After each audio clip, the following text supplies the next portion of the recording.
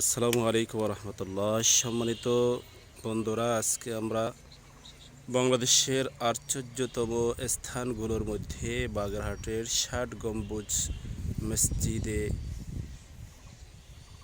আসলাম। এখানে জোহরের নামাজ আদায় করলাম। আসলে বাগেরহাটের ৬০ গম্বুজ মসজিদ যিনি প্রতিষ্ঠা করেছেন, খাজা খান জাহান আলীর প্রতিষ্ঠিত ৬০ গম্বুজ মসজিদটি দেখলে চোখ জুড়িয়ে যায়। ভিতরে নামাজ আদায় করলাম, মন আল্লাহ রাব্বুল আলামিনের কাছে সেজদায় যখন মাথাকে নত করলাম বা অন্য মুসল্লিদের সাথে কথা বললাম, সকলেই এক কথায় যেখানে আসলে অন্তর জুড়িয়ে যায় এবং ঐতিহ্যবাহী অনেক পুরনো স্থাপনাগুলো দেখলে অন্তরটা শীতল হয়ে যায়, চোখ জুড়িয়ে যায়।